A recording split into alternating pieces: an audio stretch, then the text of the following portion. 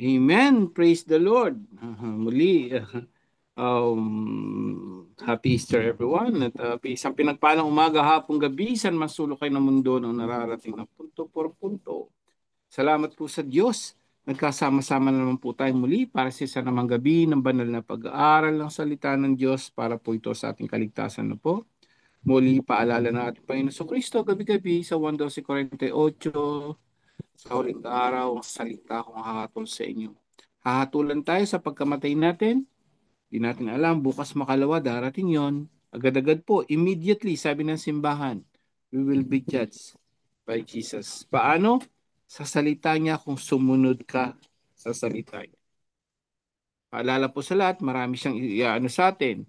May utos siya sa gawa, may utos siya sa salita, may utos din siya sa sin of omission, yung hindi mo pa yung mga pagkukulang natin, no? Even sa isip, bawal pa rin 'yon sa may makasalanan doon. Tayo ba'y umiwas na doon? Dahil pagdating ng panahon, hindi man ngayon, maybe bukas o kung kailan man yan, pag umarap ka sa kanya, dapat tanggal yon. Kung hindi, baka mapagsahan tayo. Naalala ko tuloy yung muli, no, yung 33,000 na namatay ni Saint Vincent Ferrer, no, doon sa account niya. So, isa yung isang archdeacon pala yon, no, yung archdeacon na yon, namuhay siya. Namuhay siya namuhay siya. Just a penance. Talagang yung pala yung secret. Niisip ko yung sikreto pala, no, para pumasa ka sa langit. Talagang namuhay lang siya sa puro penance, pagsasakripisyo para sa Diyos. Nung namatay siya, 33,000 sabi niya, no? 33,000 namatay, sabay-sabay. Nagpakita siya sa bishop. Sa 33,000, sino pumasa sa langit? Dalawa lang po. Hirap. Kaya gusto ko lang i-share ito dahil masyado na tayong kampante. Hindi dahil nasa Iglesia Katolika ka, ligtas ka na. Wala pong ganun. Kailangan ay pagsunod. 33,000? Ano sabi ng Archdeacon doon sa bishop niya? Nagpakita siya. Thirty-three May thousand. may pananampalataya naman kami, Brother Angel. May pananampalataya. So, may faith, lalo na yung mga faith lang. Nako, patay tayo dyan. Wala ka sa Faith gawa. Yes, faith ka lang. So, napakadelikado nun. Ngayon, yun talagang kailangan, niisip ko yun eh. Paano pa talaga maligtas yun? Talaga nandun yung denying yourself, no? And serving the Lord. So, dalawa lang ang pumasa, including Saint Bernard. Dalawa lang kami, sabi ng Archdeacon, kasama si Saint Bernard. And three went to purgatory and the rest in hell. Sabi ko, Lord, sinong papasa? Sinong papasa sa langit? So, in other words, sa nakikita natin ngayon, lahat mapupunta sa impyerno. Yung ang mababait, hindi papasa eh. Yung nga malakas ang faith, paiyak-iyak sila, hindi papasa yun kung wala sa gawa. Bakit? Kasi malawak ang turo ni Jesus at ng simbahan. So paalala po sa atin lahat yan. Kung gusto natin maging kakatulad ni Jesus na muling mabuhay at tayo rin muling mabuhay, kailangan talaga sumunod tayo at nandun yung sacrifice. Pagsunod kay Jesus na muling nabuhay ngayon. Paalala lang po sa atin yan. Naku, napakagandang pagnilaan ngayong Easter. Sana buhay na buhay sa atin si Jesus, yung mga salita niya. Hindi hanggang ngayon, patay pa rin. Wala lang. Patay tayo dyan. Baka darating ang araw, wala na. That's it. So ngayon, dumako na po tayo sa ating ebanghelyo, bagamat marami na nakapagsimba, pero baka mabigyan natin ng mas malalim na ano doon, no? Na, na, na reflection dito po ngayong araw na, ngayong gabing ito. Ito po ay kay San Juan, chapter 20, verse 1 to 9. No? Pag nilain po natin, makinig ang may pandinig. Noong araw na yun, madilim-dilim pa ng araw ng linggo, naparoon na si Maria Magdalena sa libingan. Naratnan niyang naalis na ang batong panakip sa pinto ng libingan. Dahil dito, patakbo siyang pumunta kay Simon Pedro at sa alagad na mahal ni Jesus. At sinabi sa kanila, kinuha sa libingan ng Panginoon at hindi namin alam kung saan dinala. Kaya't si Pedro at ang nasabing alagad ay nagpunta sa libingan. Kapwa sila tumakbo, ngunit si Pedro na unahan ng kasamang alagad. Yumuko ito at sumilip sa loob. Nakita niyang nakalagay ang mga kayong linong, ngunit hindi siya pumasok. Kasunod niyon, dumating si Simon Pedro at tuloy-tuloy itong pumasok sa libingan. Nakita niya ang mga kayong lino at ang panyong ibinalot sa ulo, hindi ito kasama ng mga kayong lino, kundi hiwalay na nakatiklop sa isang tabi. Pumasok din ang alagad na naunang dumating. Nakita niya ito at siya'y naniwala. Hindi pa nila naunawaan ng nasasad sa kautusan na kailangang muling mabuhay si Jesus.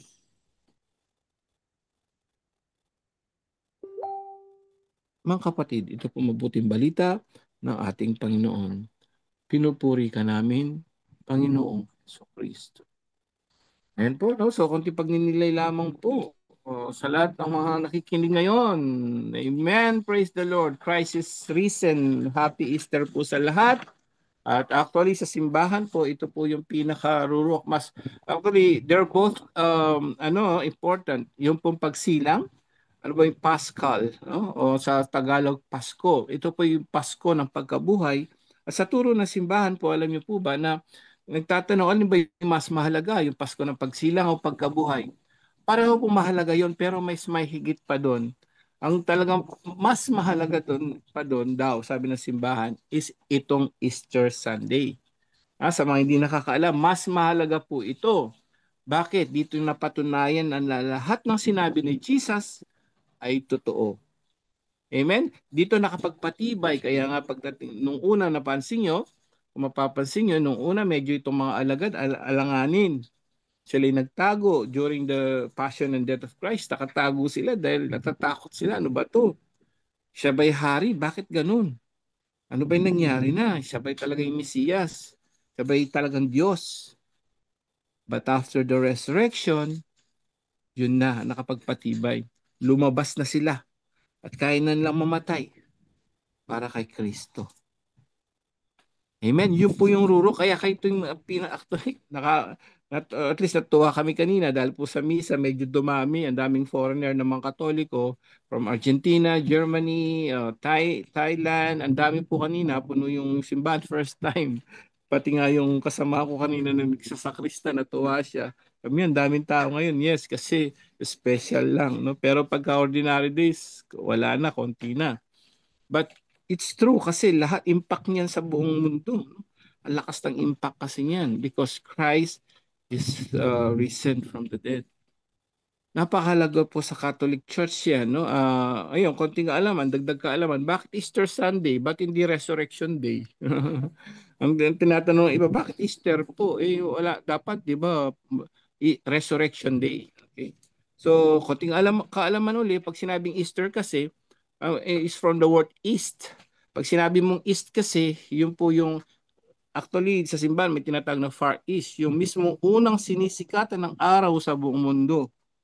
Yun po yun. Ibig sabihin, yun po sa east. Actually, ito po Japan po yun, yung sa Biblia na sinisikatan ng araw, far east. Ito po yun Japan. Kaya mas akala ng mga sinasabi ng mga ibang sekta, yung far east na yan, Pilipinas. Sabi nila, no? Hindi po yun. Kasi daw yun ang unang sinisikatan ng araw. Mali. Ang unang sinisikatan ng araw po sa buong mundo, Japan. Kaya nga po kami na ahead po ang Japan ng 1 hour pa diyan. So mali na kagad ang calculation nila. Kaya sila daw doon daw nabuo ang Iglesia ni Cristo, kaya nandun daw yung Iglesia ng Diyos. Mali na naman doon pala sa konteksto niyon. Kaya Easter kasi sa East, pag sinabing pagbubukang liwayway, ganun din po yun, bagong buhay kay Jesus. Amen? So, ganun din po, pagkakaiba, bakit may Easter egg naman? Anong connection ba ng itlog na yan? So, yung mga tao, kunting dagdag kaalaman uli. Pag yung mga Easter egg naman yan, ganun din yan. Ano ba yung egg? ang egg na yan, no? Ang egg na yan ay sumisimbolo rin ng new life. New life with Jesus. Dahil pagkabuhay ng ating Panginoon Kristo, nabuhayan tayong muli, na totoo pala ang sinasampalatayanan natin. Amen? That's symbol of new life dahil yun ay magiging bagong sisiw, bagong buhay ng isang manok, di po ba? It symbolizes us to have a new life to Jesus who was resurrected in this point of day and time. Amen? So, yun po yung konting ano natin dito sa reflection sa Easter Sunday. Yung pong konting ano lang, no? Konting kaalaman lang dito. Ngayon, dumako na po tayo sa ano, no? Dumako na po tayo dun sa gusto kong idagdag dito. Bakit ba? Isa yon. Bakit ba uh, naging totoo ang bakit true religion or true church sa buong mundo ang Roman Catholic Church? Dalawang bagay po. Ito po, pag nilayan natin at sabihin nyo na rin sa lahat ng mga ibang sekta, bakit nga ba tayo ang true religions? Dalawang bagay po ang pinakamahalagang antintindihan natin. Lahat ng mga denomination na yan, lahat ng mga religion na yan, they're founded by men. Muslim, Islam na yan, founded by Prophet Muhammad. Buddhism, by Buddha. Ang nagtatag sa MCGI, Eli Soriano. No? Ang tatag ng tatag ng INC, lahat po ng iba't ibang sekta, tingnan niyo yung founder nila. Pag ni-research mo yan, founded by human person, human being. No? Anong pagkakaiba? Ang sa atin po, this is founded. The only religions in the whole world founded by Jesus Christ. One reason. Second reason po, sa mga nakikinig ngayon.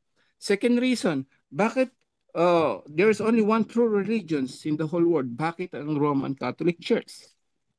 Bakit? Dito po ang founder natin, tandaan po natin, una, si Prophet Muhammad founded the Islam and mga Muslim. He died before. But until now, still dead. No? Patay pa rin hanggang ngayon. So, yung kaluluwa niya, hindi natin alam kung nasaan, pero hindi siya muling nabuhay. Patay pa rin. No? Nandun lang sa kabilang buhay yan. Nobody knows. Pero patay siya. Yung wala ka na siya muling nabuhay. And then, even Buddha. No? Si Buddha na mga Buddhism, namatay po yan. Kailanman di muling nabuhay yan. Ang muling nabuhay yan, kaluluwa nun, hindi natin alam kung nasaan. Sa lahat ng mga founded human founded religion, lahat po yan, si Brother Eli namatay. Patay pa rin hanggang ngayon. INC at lahat-lahat na yan, patay. But, tandaan po natin, Roman Catholic Church founder, Jesus Christ, died on the cross. But after 3 days, siya'y muling nabuhay. Amen? Yun ang malaking pagkakaiba noon. That's the big difference ng mga ibang religion founded by human. At dito, pinapaalalahanan po tayo panghuli nung sabi rito, nakita ni Magdalena, pansin niyo, nakita ni Magdalena is empty. Alam niyo sa buhay natin, no, gusto kong bigyan naman ng konting practicality. Sa buhay natin, so minsan, dalawang bagay yung empty. So nalungkot siya, nakita niya na empty. So minsan may dalawang bagay pag empty. Mayroong maganda, mayroong pangit. May po ba di ba Bro Jando, pag binuksan mo yung wallet mo, empty, empty yung wallet mo, anong mafe-feel mo, Bro Junry? Di ba? So, anong mafe-feel natin pag empty yung wallet mo? Baka yung iba nangangawala dyan, no? Galit na, ay empty. Pero minsan naman, may maganda naman pag empty. Pansinin niyo sa jeep, napapansin niyo sa jeep, no? Kapag ka maluwag ang jeep, ako nasa Pilipinas ganun, nung bumabiyahe pag jeep. Pagka ang jeep po, pansinin niyo, pagka maluwag siya, napakasarap, napakasarap sumakay. So, meron din pagkakaiba, meron din siyang may negative at may positive din. May positive side. Sa buhay natin kapatid, ganun din eh, no? Kapag tayo ay punong-puno ng kasalanan, punong-puno ng galit, puot sa puso natin, kasalanan sa gawa, sa isip, sa salita, it's not empty. Hindi makakapasok si Jesus, kapatid. Amen? So yung empty tomb na yon, dito positive siya eh. Kaya nga kaya wala siya kasi nandun si Jesus na nabuhay na, muling nabuhay. At hindi muling mabubuhay si Jesus sa atin hanggang punong-puno tayo ng kasalanan at puot at galit sa puso natin. Amen? Lahat ng mga kasalanan na yun, hindi mabubuhay, hindi makakapasok sa puso natin si Jesus dahil sa mga yan. Kaya kailangan i-empty lahat yan. Tanggalin lahat yan. Papasok si Jesus sa ating buhay. Buhay na buhay siya dahil alam natin, pinasok lang natin si Jesus. Wala nang iba. At panghuli, sa unang pagbasa sa Colossus, paalala po sa atin lahat. Colossus chapter 3 verse 1. Ano sabi rito? Binuhay kayong muli, sabi ni Apostol Pablo, kasama ni Kristo. Kaya't ang pagsumakita ninyo ay ang mga bagay na nasa langit, na kinaroroonan ni Kristo, nakaupo sa sa kanan ng Diyos. Isa-isip ninyo ang mga bagay na panlangit, hindi ang mga bagay na panlupa. Kaya ang ginagawa natin ito, kapatid, lahat pong ito, hindi tayo sumusuntok sa buwan. Ang lahat ng ito, bakit may punto por punto, lahat pong yan. Ito po ay kayamanang panlangit dahil alam natin, kung muling nabuhay si Jesus, nung siya'y namatay, tayo rin muling ang bubuhayin pagka tayo rin ay namatay na kagaya niya. Amen. Ilan po, naway gabayin tayo ng Banal na Espiritu ngayong gabing ito. To God be the glory. Salamat po. Back to you, Bro Jando. And God bless po sa lahat ng mga mag-testimony ngayon. Mag-testimony po kayo. Napakaraming dapat ipasalamat sa Diyos. Kapag kayo nagte-testimony ka, pinaparangalan mo ang Diyos. Yung mga kahangahang ginawa ng Diyos sa iyo.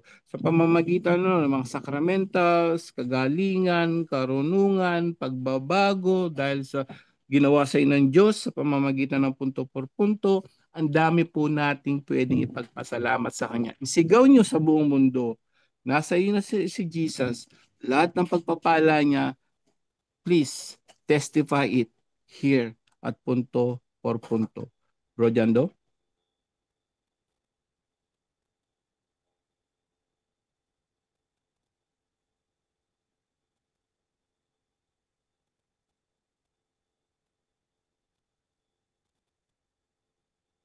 Wala. Busy yata si Bro Jando, Bro Junri. Yes, Brother Angel. So, okay, so may nag-raise na ba sa Zoom? Tingnan natin. Para sa testimony? Walang nag-raise sa testimony. So ating tingnan yung mga katanungan na nandito ngayon. Ang unang tanong na aking babasahin ay galing dito kay ito ay galing kay Recollectados. Sabi niya, Bro JD, ano po ba ang kwento sa likod ng Deuterocanonical books ng Biblia? Valid po ba ang pag-alis ng mga protestante? Bakit po walang pagsaway ang ating simbahan? Pakisagot, Brother John Ray. Yes, pwede pa ulit yung tanong, Brother Jando? Tanong niya is, ano ba ang kwento sa likod ng Deuterocanonical books ng Biblia? Valid po ba ang pag-alis ng mga protestante? Bakit po walang pagsaway ang ating simbahan? Valid po ba ang pag-alis ng mga protestante? Pero yung unang tanong, ano ang kwento sa likod ng Deuterocanonical books? Well, medyo masalimuot, no, kasi meron kasing denial dito eh. No? Ang denial dito yung about sa Council of Jamnia around 90 AD. Maraming mga scholar ang hindi tinanggap yan. No? While kinilala ito ng simbahan, no? Kinilala itong simbahan na pangyayari itong Council of Jamnia kasi malaki po ang ambag ng Council of Jamnia regarding po sa Deuterocanonical books, no? Pero yun nga, masalimuot kasi wala kasing nakita na evidences na nag-exist talaga itong Council of Jamnia, no? Kung titingnan kasi natin sa pahayag ng mga historians, itong unang kasaysayan about sa pagpili ng mga Hudyo, kung ano talaga yung kanilang kikilalanin na Biblia, no, or yung kanilang Tanakh, no. So accordingly, yun pong Deuterocanonical books is kasali po iyan sa Septuagint version na Biblia ng mga Hebrews, no. Again, yung Deuterocanonical books, kasali po yan sa translation ng Biblia ng mga Hebreo na tinatawag na Septuagint version. Ang ibig po sabihin ng Septuagint version, Biblia ng mga Hudyo yan na nakasulat sa Greek. No? Kasi kung titingnan natin ang kasaysayan, ang mga Hudyo is dispersed, no? Diaspora. Kasi kalat-kalat sila. No, hindi sila stay sa isang lugar lang like Jerusalem. Wala sila sa Jerusalem lahat. Yung iba dahil sa panahon nila kasi, 'di ba? Yung bintahan para maging alipin, tapos may mga nabihag. So kalat-kalat ang mga Hudyo, no? So sa panahon na I think 3rd century BC, no? 3rd to 2nd century BC, doon po nagkaroon ng translation, no? Ang mga Hebrews kasi unang-una humingi ang authorities ng panahon na yon, no, sa panahon ni Alexander the Great. So humingi siya ng kopya ng lahat ng aklat, pati na yung mga sulat ng mga propeta, no, at pinatranslate yon sa wikang Griego, no, at nag-comply doon ang mga Hudyo. So yung hinawakan nilang Tanakh, yung mga sulat ng mga propeta, isinali nila sa Grego yon, no? Kaya tinawag na Septuagint kasi 70. From the word Septua, meaning 70 scholars or escriba ang nagsalin yan from Hebrews to Greek as by request of the authorities of Greek authorities, kasi sa panahon nila yung Griego ang may kapangyarihan, hindi Romano, no? Griego sa pangunguna ni Alexander the Great. So, nag-comply sila, no, at hingi na rin yon ng mga Hebrews people na speaking Greek na. Kasi doon na lumaki sa pamamahala ng Griego, mga Hebrews pa rin sila, ang kanilang pananampalataya, si Yahweh pa rin, pero karamihan sa mga Hudyo noon, hindi na nakakabasa ng Hebrews, tawag sa nila yung mga scrolls, no? Kasi nga mas na sila sa Griego na pananalita. Kaya isa yun sa reason kung bakit nagkaroon ng translation na Septuagint, at kasali doon ang Deuterocanonical books. At kung titingnan mo, pagdating sa panahon ng ating Panginoong Jesucristo at ng mga apostol, according sa mga scholars, ang ginagamit nila na pamantayan ng kanilang pananampalataya o mga aklat ay yung Tanakh, no? Tanakh. At based sa mga scholar, specifically yung Septuagint version, yun daw ang ginagamit, maging ating Panginoong Jesucristo, ang ginagamit nila na pangangaral sa banal na kasulatan, yung Septuagint version. Ibig sabihin, kasali doon ang Deuterocanonical books. So nung naging laganap na ang Kristyanismo, so ang ginagamit talaga nila na kasulatan yung Septuagint version. Bakit Septuagint? Kasi nga karamihan sa panahon nila is Greek speaking.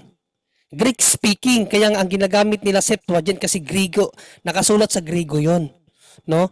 Maggagamit lang sila ng Tanakh kapag Hebrews people ang kausap nila, pero pag mangangaral sila, doon sila sa common language. Ang common language nila is Greek. Kaya ang gamit nila is Septuagint version. Kahit ang ating Panginoong Jesucristo, gumagamit siya ng Septuagint version. According sa mga scholars according sa mga scholars.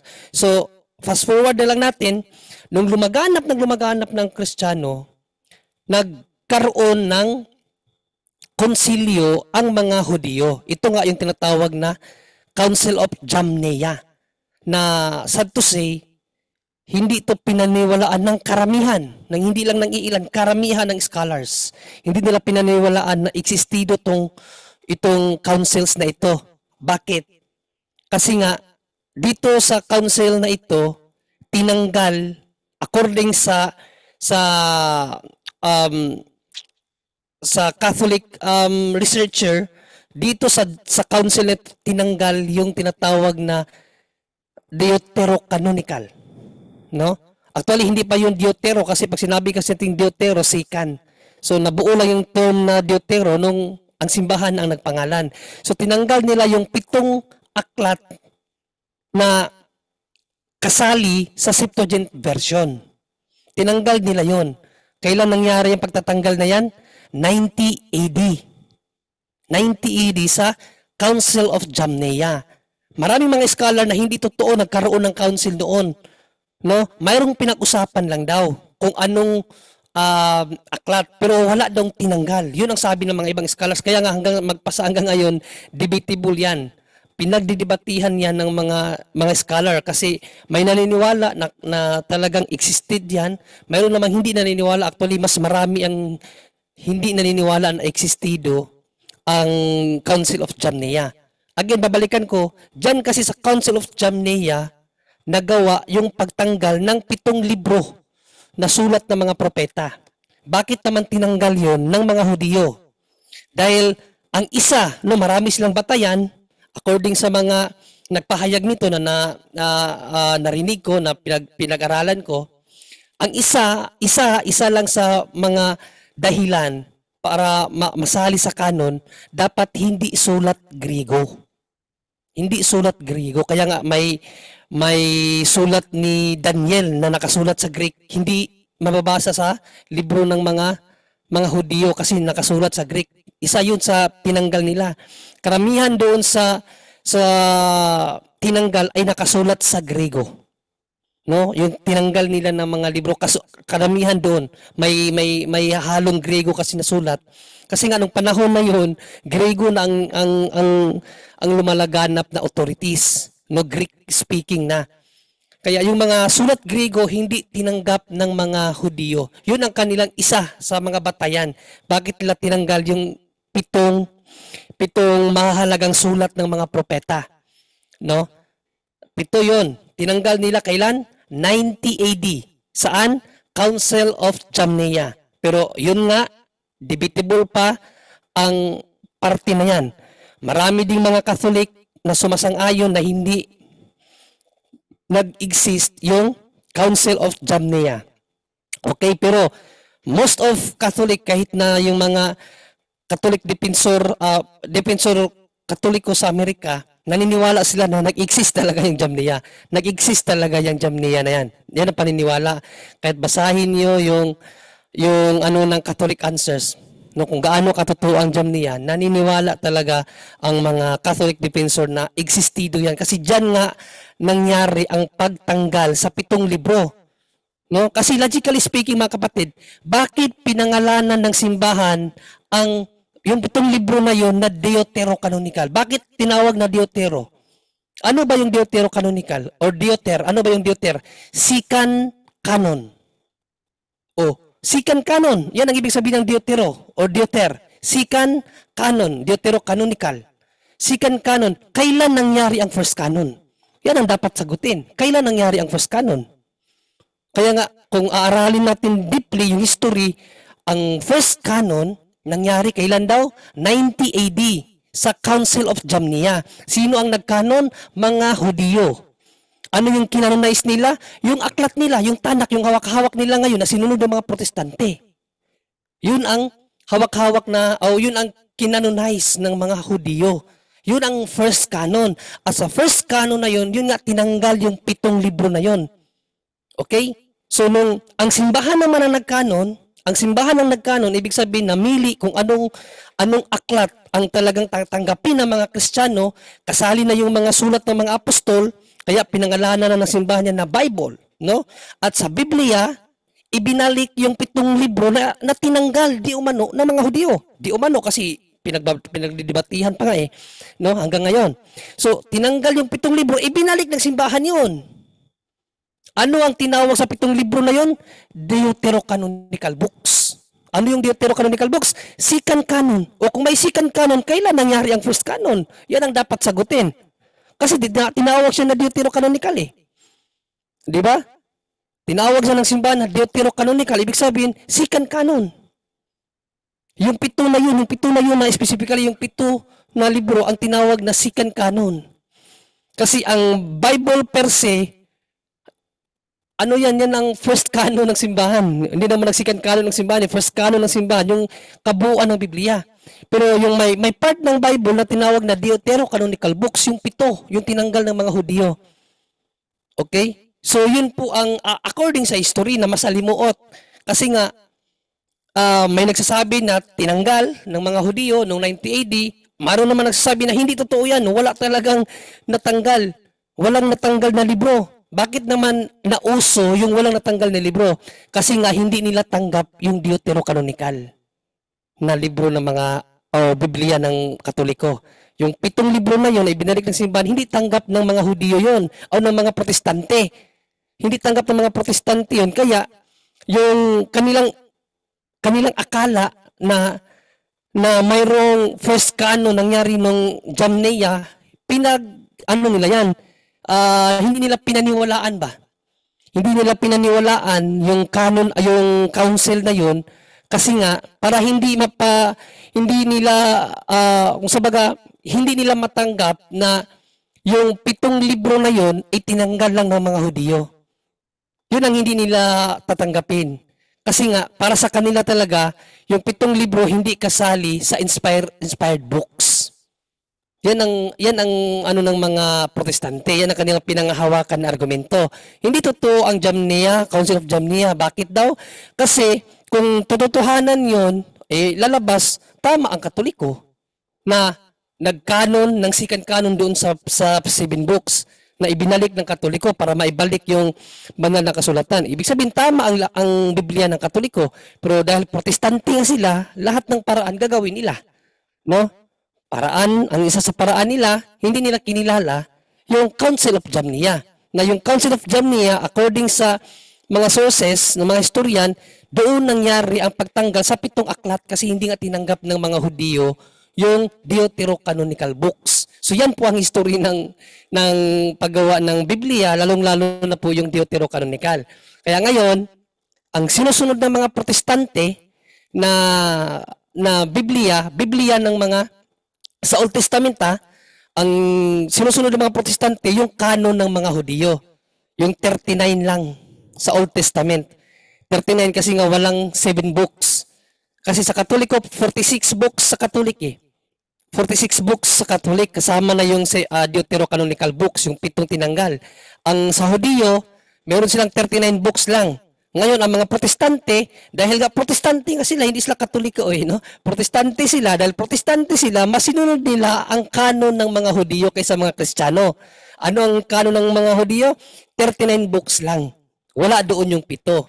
Kasi ayaw nilang umanib sa Katoliko. Kasi para sa kanila, idinagdag lang yun ng Katoliko. Hindi yun dinagdag ng Katoliko, ibinalik ng Katoliko. Kasi nga, mayroong nagbawas sa Septuagint version. Yun ang mga Hudyo. So yan po ang history ng Biblia, lalong-lalo na sa Deuterocanonical books.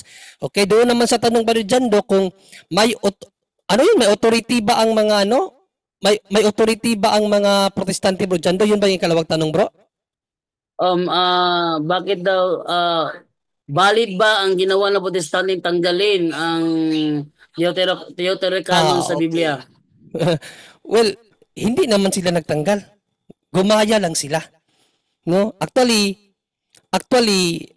kung titingnan natin yung the making of the Bible, no, history, maraming mga pinatay dahil nagsali ng maling Biblia. Halimbawa, si Tyndale, Si Tyndale, hinabol ng authorities yan dahil nga naggawa siya ng sarili niyang version. Ang daming mali. No? Ay kay Wycliffe pala muna, si Wycliffe. Around 14 to 15 century, 12 to 13 century si Wycliffe. Tapos kay Tyndale. Yan yung mga sinaunang mga scholar na nagsariling kinopya yung Biblia na hindi sinang-ayunan ng simbahan at tinugis ng ng mga otoridad, kaya naglayas, no, nagtago sila. At hindi talaga tanggap 'yon. So nung nagkaroon ng kaguluhan sa Kristyanismo sa pamumuno ni Martin Luther. Si Martin Luther, no, siya yung nakakuha ng kopya kasi pari siya. Nakakuha siya ng kopya, kinopya nila, ang dami nilang tinanggal. Well, hindi talaga 'yun. Wala silang authority na magtanggal. Wala silang authority at all. No? Pero hindi na kasi kayang pigilan ng simbahan yung talagang paglaganap ng Protestantismo. Hindi na talaga mapigilan kasi prophesied na po 'yan, nakapropesiya na sa Bible. No? Kapag nakapropesiya na ang pwede nating gawin diyan tanggapin. Wala na tayong magagawa kasi nakapropesiya na yan. Kapag hindi yan mangyari, ibig sabihin, nagsisinungaling ang banal na kasulatan. Pero since prophesied yan, matutupad talaga yan. At yun nga ang katuparan. Wala nang magawa ang simbahan. Ano bang gawin ng simbahan? Papatayin lahat yung mga ayaw makinig sa simbahan? Hindi naman. Kaya hinayaan ng simbahan. So nagkaroon sila ngayon ng authority according to the government, government power. Kasi nagkaroon kasi ng separation of power ang simbahan at gobyerno. So saan kumukuha ng authority yung mga protestante? Sa gobyerno. Kasi mayroong freedom of religion. So doon sila kumukuha ng authority, hindi na maano ng simbahan 'yan. Kasi ginagalang ng simbahan ang gobyerno. No 13:7 o 13:1:7 ng Roma, galangin ang gobyerno. Ginagalang ng simbahan 'yan. Pero when it comes sa authority talaga na galing sa Diyos, wala silang authority. Wala silang authority, mga kapatid, simbahan lang ang may authority. Okay? Pero dahil nga sa freedom of expression, freedom of religion, inayaan sila ng simbahan. No? Kaya ang simbahan nagbigay ng aral sa atin, tayo mga Katoliko, aralin natin ang katuruan natin, ang history, para madipinsahan natin ang pananampalataya natin kasi naging kalaban ang mga katulad nating Kristiyano na hindi sumusunod sa simbahan. So, para madipinsahan yan, lahat tayo pinatawagan ng simbahan na mag-aral, ipahayag ang salita ng Diyos, at dipinsahan kung kinakailangan. CCC 1285. Yun lang ating sagot, Brother Jando. Okay, thank you sa iyong sagot mo, Brother John Ray.